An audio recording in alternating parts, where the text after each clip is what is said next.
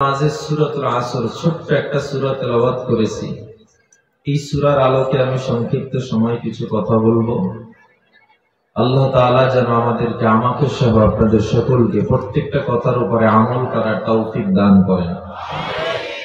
আল্লাহ তাআলা বলেন ওয়াল আসর ওয়াউলিল কসমি, আল্লাহ কসমের জন্য শব্দটা ব্যবহার করেছেন। আল্লাহ বলেন সময়ের শপথ। আসরুনের আরেকটা শব্দ জমানা, কাল।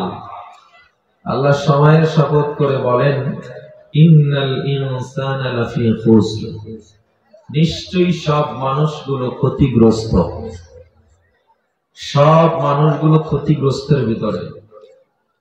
আমরা যারা জান্নাতের আশা করি, নামাজ আদায় করি, গুনাহ করি না, আমাদেরকে আল্লাহ বলছেন সবাই ক্ষতিগ্রস্ত। সবাই কি আসলে ক্ষতিগ্রস্ত? তাফসীরে মাযহারি কাজী সানাউল্লাহ পানিপতি রাহমাতুল্লাহ আলাইহি বলেন, আল্লাহ যাকে ক্ষতিগ্রস্ত বলেছেন সে কখনো জান্নাতি নয়। মূলত আল্লাহ বলেছেন সব মানুষ জাহান্নামী, ইল্লা, তবে সব মানুষগুলো জাহান্নামে যাবে না, কিছু মানুষ জান্নাতে যাবে। এই জান্নাতে কারা কারা যাবে? সূরাতুল আসরে আল্লাহ তাআলা এই মানুষগুলোর চারটি গুণ বর্ণনা করেছেন। আমরা সূরাতুল আসর পারি, কে কে হাত উঠান তো? মাশাআল্লাহ। সূরাতুল আসরের ব্যাপারে আল্লামা ইবনে মাসউদ রাদিয়াল্লাহু তাআলা বলেন, ইবনে মাসউদ রাদিয়াল্লাহু তাআলা বলেন, সাহাবায়ে কেরামরা যখন একে অপরের মুখোমুখি হতেন সূরাতুল আসর তেলাওয়াত করে শোনাতেন। সাহাবায়ে কেরাম একদিন নবীকে প্রশ্ন করে, নবী, কিয়ামতের ময়দানে সবচেয়ে উজ্জ্বল নূরানী চেহারা কার হবে? আল্লাহর নবীজি বলেন, কিয়ামতের ময়দানে সবচেয়ে উজ্জ্বল নূরানী চেহারা তারই হবে যিনি বেশি বেশি সূরা আসর তেলাওয়াত করে এবং নফল নামাজে সূরা আসর পড়ে। ওয়াল আসর ইন্নাল ইনসানা লাফি খুসর। আল্লাহ বলেন সময়ের শপথ, ইন্নাল ইনসানা লাফি খুসর, সময়ের শপথ, নিশ্চয়ই সব মানুষগুলো ক্ষতিগ্রস্ত, সব মানুষগুলো জাহান্নামী, ইল্লা, তবে সবাই জাহান্নামী না। কারা জান্নাতে যাবে? আল্লাহ বলে চার গুণওয়ালা মানুষ জান্নাতে যাবে। সবাই জোরে জবাব দেন, হাত উঠে, কয় গুণওয়ালা মানুষ জান্নাতে যাবে? এই চার গুণ আমরা আজকে মুখস্থ করব ইনশাআল্লাহ। এক নম্বরের গুণ আমরা একটু পরীক্ষা করে দেখব, আমাদের মধ্যে কোন কোন গুণগুলো আমার আল্লাহ আমাদের মধ্যে রেখেছেন, কোন কোনগুলো আমাদের মধ্যে নাই। চলেন পরীক্ষা করে দেখি। আল্লাহ তাআলা বলেন, ইল্লাল্লাযীনা আমানু ওয়া আমিলুস সালিহাত।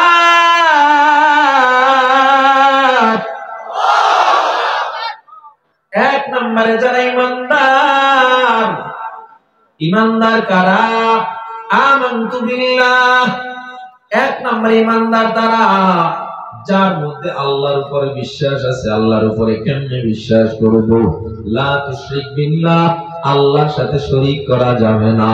হুয়াল্লাহু আহাদ, আল্লাহ একজন। সবাই বলেন আল্লাহ কয়জন? আল্লাহ বলে তোরা ঈমানদার হবি। কেমনে ঈমানদার হবি? এক নম্বরে আমার বিশ্বাস করবি, দ্বিতীয় নম্বরে ওয়া রাসূলিহি, রাসূলকে বিশ্বাস করব। নবীকে কেমনে বিশ্বাস করব? আল্লাহ নবী বলেন আনা খাতামুন নাবিয়্যিন লা নাবিয়্যা বাদি। আল্লাহ নবী বলেন আমি শেষ নবী, আমার পরে আর কোন নবী আসবে না। আল্লাহর প্রেরিত পয়গম্বর এবং রাসূল হলেন মুহাম্মাদুর রাসূলুল্লাহ সাল্লাল্লাহু আলাইহি ওয়াসাল্লাম। ও মুসলমান, আমায় জবাব দেন, নবীর পরে আর কোন নবী আছে নাকি? এই কাদিয়ানি মুসলমান না কাফের? আরো জোরে বলেন। কাদিয়ানীদেরকে যারা কাফের মনে করবে নাও, তারাও কাফের। ঠিক কিনা যারা বলেন? আমরা চাউলের জন্য আন্দোলন করি না, বিদ্যুতের জন্য মুসলমান কখনো আন্দোলনে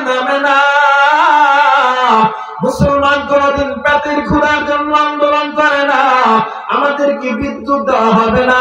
আমরা মুসলমান ল্যাম্প হারিকেন জ্বালায়া পড়ালেখা করবো, প্রতিবাদ করবো না, রাস্তায় নেমে মিছিল করবো না।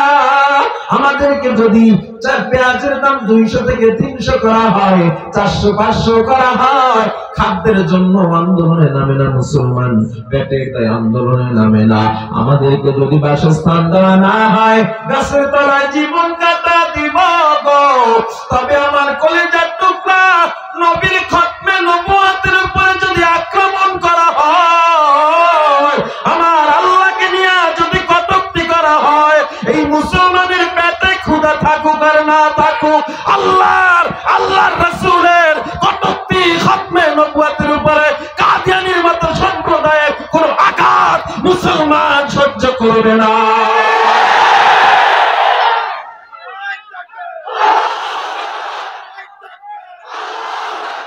আমরা মুসলমান, আমরা বীরের জাত, আমরা তো সেই শেখ খালিদের জাতি। আমরা মুসলমান ভয় পাওয়ার জাতি না। আমরা মুসলমান। মুতার যুদ্ধে খালিদ বিন ওয়ালিদের হাতে 6টা তরবারি ভেঙে গিয়েছিল, সেই মুজাহিদের জাতি আমরা মুসলমান। ঠিক কিনা জোরে বলেন? সুতরাং আমরা বাংলাদেশ সরকারের কাছে আগুনের সাথে আবদার জানাই, এই বাংলার জমিনে কাদিয়ানীদেরকে রাষ্ট্রীয়ভাবে অমুসলিম ঘোষণা চাই।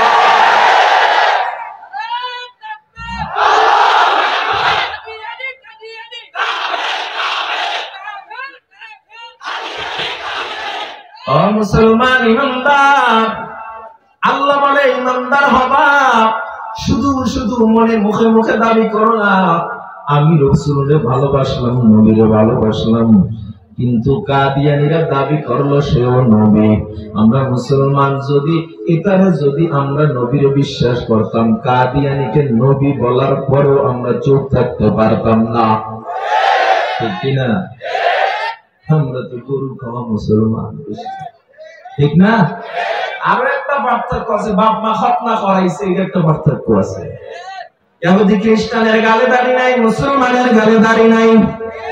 ইহুদি খ্রিস্টান না আজান শুনে মসজিদে যায় না, আমার মুসলমান ভাই আজান শুনে মসজিদে যায় না। ঠিক কিনা যারা বলেন? ইহুদি খ্রিস্টানরা বেঈমান বেদিনরা, যার মোবাইলে ল্যাংটা নাচ, ব্লু ফিল্ম, বলিউড হলিউড দিয়া ভরা, মুসলমানের সন্তানের মোবাইলটাও বলিউড হলিউড ল্যাংটা নাচ দিয়া ভরে যাচ্ছে। ঠিক ঠিক, আপনার আসতে কইলেও ঠিক, জোরে কইলেও ঠিক। যদি ঠিক কম জোরে বলেন ঠিক না ঠিক? যেই যুবকটারে কোনোদিন দেখি নাই ফজরের সময় মসজিদে গেছে, সেও তার প্রিয় দলের খেলা দেখার জন্য বিশ্বকাপের সময় রাস্তায় রাস্তায় মিছিল দিছে, খেলা দেখছে। ঠিক কিনা? যারা ঠিক করাও দেখছে, ঠিক না? অথচ নবীর জন্য যদি এতটুকু মহাব্বত থাকতো, তার প্রিয় খেলোয়াড়ের জন্য যে পরিমাণ মহাব্বত, আল্লাহর জন্য যদি এতটুকু করতো, আমার মনে হয় তারা আল্লাহকে নবীকে পেয়ে যেত। তাই ইমানদার হতে হবে। 4 নম্বর, 1 নম্বর গুণ আল্লাযীনা আমানু, যারা ইমানদার। ইমানদার কারা? 1 নম্বরে কাকে বিশ্বাস করলাম? 2 নম্বরে নবীকে বিশ্বাস করলাম। ওয়া কুতুবিহি, আমরা কিতাবকে বিশ্বাস করলাম। তাওরাত, জবুর, ইনজিল, কোরআন সহ আরো 108 খানা সহিফা কিতাবের উপর আমরা ঈমান আনলাম। আসেননি? এরপরে আসেন ওয়াল কদরি, তাকদীর, ভাগ্যের উপরে বিশ্বাস আনতে হবে। খায়রিহি ওয়া শাররিহি, তাকদীরের ভালো মন্দ মিনাল্লাহি তাআলা, কার পক্ষ থেকে, এটা মানেন আপনারা?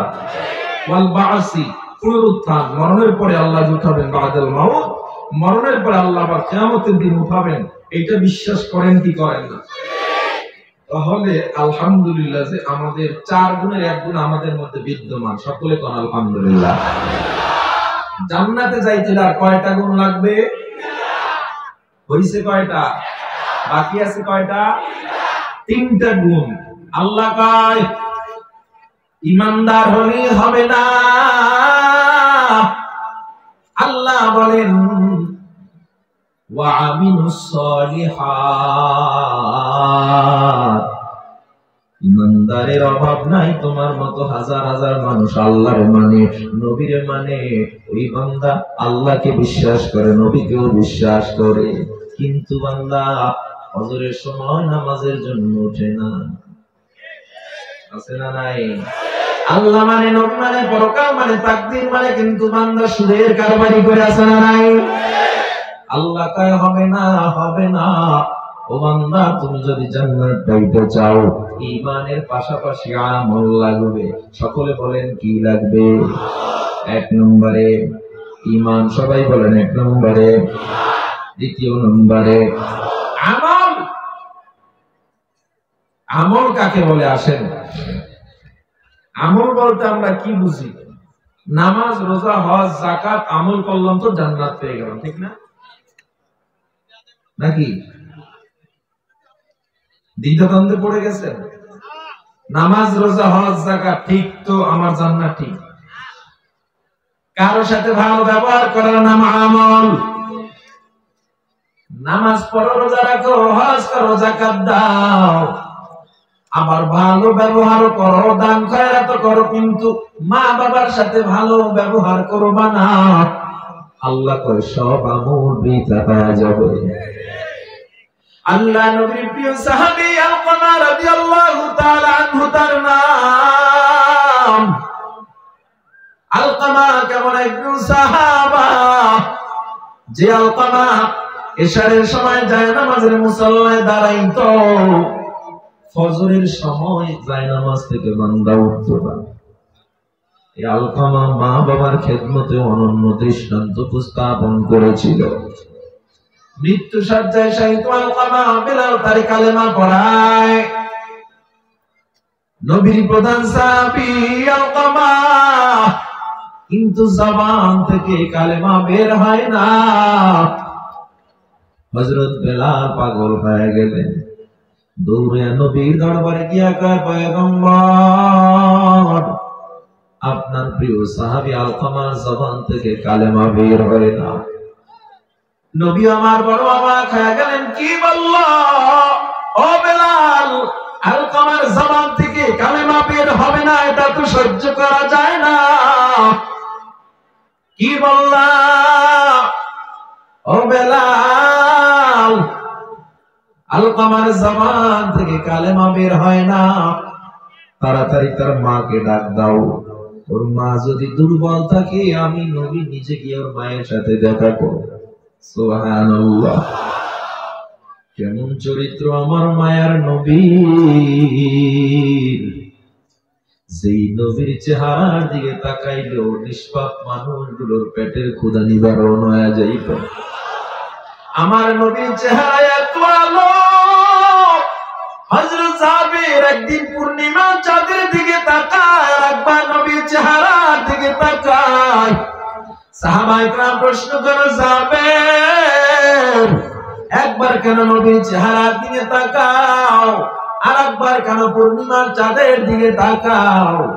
হযরত জাবের বলেন, তোমরা তো একটা চন্দ্র, পূর্ণিমার চন্দ্র দেখতেছো, আর আমি জাবের দুইটা চন্দ্র দেখতেছি। কি পার্থক্য পাইলা হে জাবের? হযরত জাবের বলেন, ফি কমারিস সামাই নুকতা, আসমানের চাঁদের গায়ে দাগ দেখা যায়, আমার নবীর গায়ে দাগ দেখা যায় না। আল্লাহু আকবার বলেন, আল্লাহু আকবার। আসমানের চাঁদের গায়ে দাগ দেখা যায়, নবীর গায়ে দাগ দেখা যায় না। সাইয়্যিদুল কাউনাইন খাতমুল মুরসালিন, আখির মদবুদ ফখরুল আউয়ালিন, শুধু ওজুদাশ রহমাতাল লিল আলামিন, মসজিদে উশুদ হামারো এ জমিন, তু কুজা সুন্নতে আহমদ কুজা, মা মুহাম্মদ কে বুয়াদ নিসবত তোরা। এমন মায়ার নবী আমার, এই মায়ার নবী নিজের চরিত্রটা কেমন? ওই আলকামার মা যদি না আসতে পারে আমি নবী নিজে যাব। হযরত বেলাল আলকামার মায়ের কাছে গিয়ে কয়, মা গো, ও মা, আল্লাহর নবী সংবাদ পাঠাইছেন, আপনি যদি যাইতে না পারেন নবী আপনার কাছে আসবে, জরুরি কথা আছে। আলকামার মা ডেকে বলে, আমার জান নবীর জন্য কুরবানি হোক, আমি এমন কাজ করব না যাতে আমার আল্লাহর নবী আল্লাহ বেজার হয়ে যায়। বুড়ি মা লাঠিতে ভর করে আস্তে আস্তে করে নবীর দরবারে উপস্থিত হয়ে গেল। আল্লাহ নবীর কিনারায় যাওয়ার পর মা নবী ডেকে বলে, মা গো, তোমার সন্তান আলকামা কেমন আমায় বলো, নিরপেক্ষ জবাব দিবা। ও মা, সন্তান বলে কোনো গান গাইবা না। বুড়ি এবার ডাক দিয়া কয়, ও নবী আমার সন্তান ছাড়াই আমি বলবো, আলকামার মতো সন্তান খুঁজে পাওয়া বড় দুষ্কর। আমার সন্তান আমি দেখেছি ফজর পর্যন্ত জায়নামাজের মুসাল্লায় কাটায়া দিছে, আবার ফজরের পর একটু হাঁটাহাঁটি করার পর আবার জায়নামাজে বসতো, চারটের নামাজ পড়ে একসাথে উঠতো আলকামা। ঘরে যদিও খাবার না থাকতো, আলকামা কোনদিন কোন ভিক্ষুককে ফিরা দেয় নাই। জোরে কোন আল্লাহু আকবার। আল্লাহ নবী বলে, মা আমিও জানি আলকামা বড় ভালো সন্তান, তবে মা তুমি আমায় বলো, আলকামার উপরে তুমি খুশি না বেজার? বুড়িমা বলে, ও নবী আমি একটু বেজার আছি। নবী কয়, কেন? ও মায়ার নবী, আলকামা আমার সাথে খারাপ ব্যবহারও করে নাই, তার মতো মা ভক্ত বাবা ভক্ত সন্তানও পাওয়া যায় না, তাইলে কেন বেজার? আমি মনে করি আমার সন্তান আলকামা তার বিবিকে আমার চেয়ে একটু বেশি প্রাধান্য দেয়। মা শুধু মনে করে, সন্তান কিন্তু বাজে ব্যবহার করে না। আল্লাহ নবী হযরত বেলালকে বলে, আগুন জ্বালা, জলদি করে আগুন জ্বালা, আলকামাকে দুনিয়ার আগুনে তাড়াতাড়ি জ্বালায়া দাও। আলকামার মা হাঁটু গিরে বসে ডাক দিয়া কয়, ও মায়ার নবী গো, আমার সন্তানকে আপনি আগুনে জ্বালাবেন না, আমার সন্তানের পোড়া দেহ আমি স্বচক্ষে দেখতে পারবো না, আমার সন্তান আমার সামনে আগুনে জ্বলবে, নবী এটা আমি কোনোদিন সহ্য করতে পারবো না। আল্লাহ নবী ডাক দিয়া কয়, মা গো, ও মা, আলকামারে আমি দুনিয়ার আগুনে জ্বালাবো এটাই আপনি সহ্য করতে পারবেন না, কিন্তু আপনি একটু বেজার থাকার কারণে আমার আল্লাহ একটু পরে আলকামারে জাহান্নামের আগুনে জ্বালায়া দিবে। আলকামার মা লাফ দিয়ে দাঁড়ায় কয়, সাহাবায়ে কেরাম শোনো, আমি মা আলকামার উপরে খুশি হয়ে গেলাম, আমার কোনো আর কষ্ট নাই। নবীজি এবার বেলালকে কয়, যাও যাও গিয়ে দেখো আলকামার অবস্থা কি। হযরত বেলাল গিয়া দেখেন আলকামার জবান থেকে জোরে জোরে কালেমা বের হচ্ছে। কেমন সাহাবী আলকামা, তাহাজ্জুদ ছাড়ে না, যে আলকামা চারটের নামাজ ছাড়ে না, মা বাবার সাথেও ভালো ব্যবহার। আলকামা এরপরেও কেন জাহান্নামে চলে যাচ্ছিল? কারণ মা মনে করছে তার চেয়ে তার বউরে বেশি প্রাধান্য দেয়। আর আপনি আমি নামাজ পড়িরা রোজা রাইখা মা বাবার সাথে বাজে ব্যবহার কইরা জান্নাতে যেতে চাই, বোকামি ছাড়া আর কিছু না। এই জন্য আল্লাহ আমল লাগবে, তা আমল বলতে তোমরা কি মনে করছো শুধু নামাজ রোজা হজ যাকাত এগুলোর নাম আমল না? আমলের মধ্যে অন্যতম একটা হলো বান্দা মা বাবার খেদমত। কি জোরে বলেন, জোরে বলেন। মা বাবার খেদমতের প্রয়োজন আছে না নাই? করবেন ইনশাআল্লাহ। আরো জোরে বলেন। প্রথম আল্লাহ সৃষ্টি করে মায়েরি গর্ভের ভেতরে, নাভি দিয়া ক্ষুধা মিটায়। আল্লাহ নাভি দিয়া ক্ষুধা মিটায়, মুখে না পাখুন লাগলো না, যেই মায়ের দোতলে জান্নাত সন্তানের ঠিকানা। মায়ের মতো দরদি কেউ এই দুনিয়ায় পাইবা না, যেই মায়ের দোতলে জান্নাত সন্তানের ঠিকানা। আসলো মানুষ দুনিয়াতে লাথি দিয়ে মায়ের কলিজাতে, তারপরেও মা কত খুশি, তারপরেও মা কত খুশি। সন্তান বিনে কিছু বুঝে না, যে মায়ের দোতলে জান্নাত সন্তানের ঠিকানা। আল্লাহ তাআলা বলেন, ওয়াকাদা রাব্বুকা আল্লা তা'বুদু ইল্লা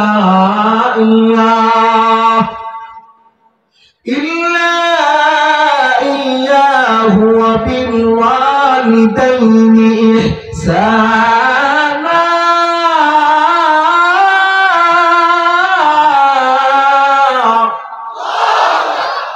ইম্মা ইয়াবলুগান্না ইনদাকাল কিবরা আহাদুহুমা আও কিলাহুমা ফালা তাকুল লাহুমা উফিন ওয়ালা তানহারহুমা ওয়া কুল লাহুমা কওলান কারীমা।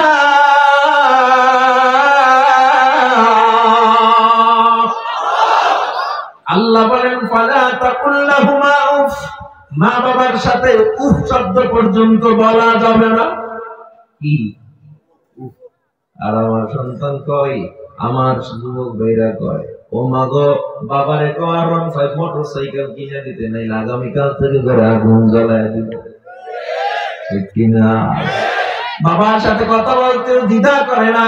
অনেক কুলাঙ্গার আছে মায়ের সাথে বাবার সাথে ঝগড়া করে, আবার অনেকে গায়েও আঘাত করে, আছে না নাই? ও এমপি, ও মন্ত্রী, ও টাকাওয়ালা, ও ব্যবসায়ী ভাই, ও হাফেজ, ও আলেম, ওই মা দোয়া যদি না থাকতো, বাবার দোয়া না থাকলে তুমি কিছুই হইতে পারতা না। ও যুবক, তুমি আমি খেলাধুলার জন্য মাঠে চলে যাইতাম, মাঠে চলে যাইতাম। আমার ঘরে যদি মেহমান আসতো, সবাই ওই খাবারগুলো, মেহমানের খাবারগুলো ভাজা করে খাওয়া শুরু করতো। কেউ তোমারে মনে রাখতো না, একজন শুধু ছিল তোমারে বলতো না, তিনি হলেন মা।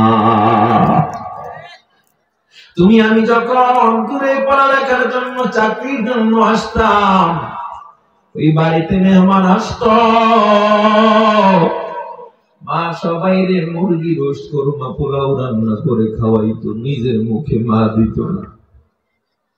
বাবা ঈশা প্রশ্ন করতো, বিবি কেন খাও না? মায়ের ঠোঁট দুইটা থরথর করে কাঁপতে থাকতো। মা ডাক দিয়ে বলতো, স্বামী গো,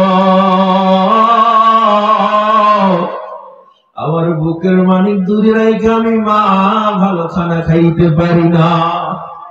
আজকে সেই মাকে কষ্ট দাও, সেই বাবারে কষ্ট দাও, একটুকু মায়া হয় না? আমি জানি এখানে সবাই ভদ্র, মা বাবার সাথে ভালো ব্যবহার করুন। আমি ভালো করে জানি, বিশ্বাস করি আপনারা মা বাবার সাথে ভালো ব্যবহার করেন না। ও জিরা কোন মুসলমান, তবে যারা মা বেঁচে আছে অথবা বাবা বেঁচে আছে অথবা উভয় বেঁচে আছে, আজকের পর থেকে মা বাবার সাথে এমন ব্যবহার করবো না যে উফ শব্দটাও বলবো না। কে কে রাজি আছেন? আল্লাহকে হাতটা দেখায় দাও। নারে তাকবীর, নারে তাকবীর। কয় গুণওয়ালা মানুষ জান্নাতে যাবে? এক নাম্বার ইমানদার, দ্বিতীয় নাম্বার আমলওয়ালা। আমলের মধ্যে মা বাবার খেদমত আছে না নাই? সুদ খাইলে আমল করা যায় নাকি? ঘুষের মধ্যে থাকলে আমল করা যায় নাকি? অন্যের সম্পদ কাইটা নিজের জমির মধ্যে ঢুকাইলে আমল হয় নাকি? কথা কয় না। অন্যের লইয়া সমালোচনা করলে আমল হয় নাকি? আলেমদের নিয়ে 2 নম্বরই করলে আমল হয় নাকি? আলেম নিয়ে তোমার চুলকানি, মাদ্রাসা নিয়ে তোমার চুলকানি, টকশোতে বয়া বয়া কোনো কাজ নাই, শুধু হুজুর লইয়া গুতাগুতি আছে না নাই? কোনো কাম নাই। হুজুররা মানুষের বাড়ি খায় আর বুড়ি বেড়া আবার তো ঠিক। হুজুররা মানুষের বাড়ি খায়, হুজুররা পোলাডারে কই করা ওটা মাদ্রাসা শেষ শেষ। সরকারি চাকরি নাই, সরকারি অনুদান নাই, সন্তান তো চাকরিও পাবে না। সন্তানরে যা পড়াইতেছো খালি কোরআন শিখবে, হাদিস শিখবে, এডি দিয়ে চলে না। কোরআন হাদিস দিয়ে চলে না। এই যে কোরআনটা আমার হাতে, এই কোরআন ধরেন তাওরাত, জবুর, ইনজিল, কোরআন, ঋগ, বেদ, গীতা, বাইবেল, রামায়ণ যা আছে এর মধ্যে শ্রেষ্ঠ কোনটা? এটা আমাদের কথা নাকি বেঈমানরাও মেনে নিয়েছে? তারাও তাদের তাকের উপরে কোরআনকে রেখে দেয়, সর্বাগ্রে কোরআনকে রেখে দেয়। ইউনাইটেড স্টেট অফ আমেরিকার নাসার বিজ্ঞানীরা যা আবিষ্কার করতেছে এই বিগত 50-100 বছরের মধ্যে, আমার আল্লাহ কোরআনে এগুলো 1500 বছর আগে আবিষ্কার করে রাখছে। কসমোলজি বিদ্যা, অ্যাস্ট্রোলজি, বায়োলজি, জিওলজি, ফিজিক্সের জ্ঞান, পদার্থ বিজ্ঞান, মহাকাশ গবেষণা, স্পেস স্টেশন বিজ্ঞান, পৃথিবী সৃষ্টি তত্ত্ব, স্টিফেন হকিং যে পৃথিবী বিগ ব্যাং থিওরি আবিষ্কার করছে, পৃথিবী কেমন ছিল, ফিঙ্গারপ্রিন্ট তত্ত্ব, আঙুলের ছাপের বিজ্ঞান, যা বলেন না কেন, রাজনৈতিক ব্যবস্থাপনা, রাষ্ট্র পরিচালনা, সামাজিক ব্যবস্থাপনা, এমন কোন জ্ঞান নাই যা আল্লাহ কোরআনে দেন নাই। আমরা যারা পড়ি আমরা শেষ না শুরু? হুজুর গো জ্ঞান শুরু, তুমগোটা শেষ। ঠিক আসতে কইলেও ঠিক, জোরে কইলেও ঠিক। নিজের তো উচিত ছিল কোরআনের শিক্ষা আলোকিত হওয়া, আপনি পারেন না, এটা আপনার ব্যর্থতা। আপনি যখন বিদেশে চলবেন, আপনার গালে দাড়ি, মাথায় টুপি, গায়ে লম্বা জামা, এটা যদি দেখে একজন খ্রিস্টানও যদি দেখে, সে কি বলবে এটা কে? কি এটা, মুসলমান না হিন্দু? তাহলে মুসলমানের ইউনিফর্ম নবীর সুন্নাত, এটা প্রমাণিত।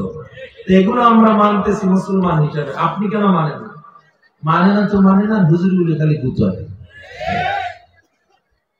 হুজুররা দেশের জন্য প্রোডাক্টিভ না, দেশের জন্য এরা কিছু করে না। তুঙ্গ টাইগার বাহিনী, বাংলাদেশ ক্রিকেট দল, পত্রিকার কথা খুললেই এরা আন্ডা লইয়া ঘুরছে। কি লইয়া ঘুরছে? আন্ডা লইয়া আইছে বিদেশ দিয়া। বিশ্বকাপ তো দূরের কথা, একটা চায়ের কাপ আনতে পারে না। ঠিক না? এদের পিছনে বিলিয়ন বিলিয়ন ডলার খরচ করা হয়, বহু টাকা খরচ করা হয়, সারা বছরেও একটা রাষ্ট্রকে হারাইতে পারে না। কোন মতে হারাইলে দেশ গরম, পক্ষ গরম। আর যেই হুজুররা প্রোডাক্টিভ না, যারা দেশের জন্য বোঝা, এরা প্রতি বছরে একবার আর দুইবার না, 7 রাষ্ট্রকে পরাজিত করে বারংবার বিশ্বের দরবারে বাংলাদেশকে চ্যাম্পিয়ন করেছে। তাহলে আমরা কিছু তো পারি, তোমরা থেরু দেখাইতে পারলাম। রাষ্ট্র পরিচালনা হুজুররা বুঝে না। তুমি তো 56,000 বর্গ মাইলের একটা কর্নারের জিরাবোর কোনায় একটা সদস্য হইছো, ভাব তুমি একজন বড় জর্জর বুশ, তুমি কমিটির সদস্য, তোমার ভাব তুমি প্রধানমন্ত্রী চেয়ে বড় কিছু। আর হযরত ওমর আমার মতো মোল্লা ছিল, হুজুর ছিল, সেই হযরত ওমর অর্ধ পৃথিবী শাসন করেছেন। বাদশাহ জুলকারনাইন, বাদশাহ শাহ সিকান্দার, বাদশাহ সুলতান সুলেমান অটোমান সাম্রাজ্য শাসন করেছে। সুলতান মাহমুদ গজনবীর ইতিহাস পড়ো, ইতিহাস পড়ে দেখো, আমাদের ইতিহাস, ওলামায়ে কেরামের ইতিহাস, সোনালী রাষ্ট্র কায়েমের ইতিহাস। আমরা যদি রাষ্ট্র চালাই, দেশে দুর্নীতি থাকবে না। আমরা রাষ্ট্র চালাইলে বড় বড় বোতল খাইতে পারবে না। ওলামায়ে কেরাম রাষ্ট্র চালাইলে ব্রিজের টাকা টেন্ডারবাজি করে খাইতে পারবে না। ওলামায়ে কেরাম রাষ্ট্র চালাইলে রাস্তার টাকা কেউ খেতে পারবে না। গরিব তার হক ফিরে পাবে, শ্রমিক তার হক ফিরে পাবে। আমরা যদি রাষ্ট্র চালাইতাম মদিনা সনদে, কোরআনের সংবিধানে, ইসলামিক ভাবে রাষ্ট্র চালাইলে এদেশের প্রত্যেকটা মানুষ তার অধিকার ফিরে পেত। আমগো গরম করেন কা? আমরা তো কোনো কথা কই না, 10টা ব্রিজ নিয়ে ব্যস্ত, শুধু শুধু আমাদের নিয়ে তো গুতাগুতি করেন কেন? না কার বলাতে হবে না। ইসলাম এমন এক জীবন ব্যবস্থা যে শত্রুকেও মাফ করে দেয়। ঠিক কিনা বলেন? মক্কা থেকে আমার নবীকে তাড়িয়ে দিয়েছিল বেঈমানরা। মায়ার নবী মক্কার মায়ায় বারবার কাবার দিকে তাকায় নবী কান্না করেছিলেন আর বলেছিলেন, হে কাবা, তুমি আমাকে আজকে প্রত্যাখ্যান করেছো কাবাবাসী, মক্কাবাসী। আমি এমন এক সময় আসবো, কালেমার পতাকা নিয়ে ঢুকবো, সব মানুষ কালেমার ছায়া করে চলে আসবে। সেই নবী পথে মক্কা বিজয় করেছিল, যার বিজয়ের কারণে গোটা মক্কায় ইসলামের শীতল ছায়া তলে হাজার হাজার কাফের মুসলমান হয়েছিল। আমার নবী সবাইকে সেদিন সাধারণ ক্ষমা করে দিয়েছিলেন। ঠিক কিনা বলেন? ইসলাম এমন এক নিরাপদ ব্যবস্থার নাম যার হাতে সবাই নিরাপদ। ঠিক নেই? এখন একদল চিন্তা করে আমরা যারা ক্ষমতায় আছি, আমরা নামলে তো ওই দল ফিরে, আবার ওই দল চিন্তা করে আমরা নামলে ওই দল ফিরে। এত চিন্তা না করে সবাই হুজুর্গ হয়, জনদল নিরাপদ হয়ে যাবে। ঠিক কিনা বলেন? আল্লাহ মানে 4 গুণওয়ালা মানুষ জান্নাতে যাবে। তৃতীয় নম্বরের গুণ, ওয়াতাওয়াসাউ বিল হক, সত্য প্রচারের উপদেশ দাও। নিজেও সত্যের উপরে থাকো, নিজেও হকের উপরে থাকো। ঈমান আছে, এই কয় গুণওয়ালা মানুষ জান্নাতে যাবে? ঈমান আমল সব আছে, মা বাবার খেদমত করে, সুদ খায় না, ঘুষ খায় না, তাহাজ্জুদ পড়ে, সব ঠিক আছে, কিন্তু পিঠ বাঁচায় চলে, হক কথা করে না। আছে না নাই? খালি আপনাদের মধ্যে নামগুলোর মধ্যেও আছে। ইমাম ইমামতি করে, কমিটির গোলামি করে, হক কথা কয় না, চাকরি থাকবে না। আছে না নাই? বক্তা বক্তাগিরি করে, হক কথা কয় না, হাত করা লাগবে করে। আছে না নাই? আল্লাহ কয় চলবে না, আমর বিল মারুফ নাহি আনিল মুনকারের দরকার। আছে না নাই? সৎ কাজের আদেশ দাও, অসৎ কাজ থেকে মানুষকে ফিরাও। সৎ কাজের আদেশ দাও, অসৎ কাজ থেকে মানুষকে বিরত রাখো।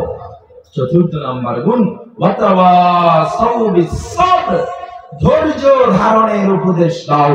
নিজেও ধৈর্য ধারণ করো, ধৈর্যের উপরে থাকো। তাফসীর ইবনে কাসির, রাইসুল মুফাসসিরিন আল্লামা ইবনে আব্বাস ধৈর্যের ব্যাপারে বলেছেন, ধৈর্য কাকে বলা হয়। উনি এই বলাতে আরেকটা আয়াত এনেছেন, মুরাদের আরেকটা আয়াত, ওয়ালা নাবলুওয়ান্নাকুম বিশাইইম মিনাল খাউফ ওয়াল জু' ওয়া নাকসিম মিনাল আমওয়াল ওয়াল আনফুস ওয়াত থামারাত ওয়া বাশশিরিস সাবিরিন। ধৈর্য কারা? ধৈর্য ধারণকারী কারা? আল্লাহর পরীক্ষায়, বিপদে আপদে, ক্ষুধায়, সর্ব অবস্থায় আল্লাহর উপরে যারা তাওয়াক্কুল করবে, এরাই সেরা ধৈর্যশীল। বলেন আমিন। আল্লাহ আমাদেরকে সূরাতুল আসরের 4টা গুণ অনুযায়ী, সূরাতুল আসরের 4টা গুণ অনুযায়ী আমল করার তৌফিক দান। বলেন আমিন। এগুলো কি? আচ্ছা, আমল তো আপনারা বলেছেন, দাঁড়ান, হ্যাঁ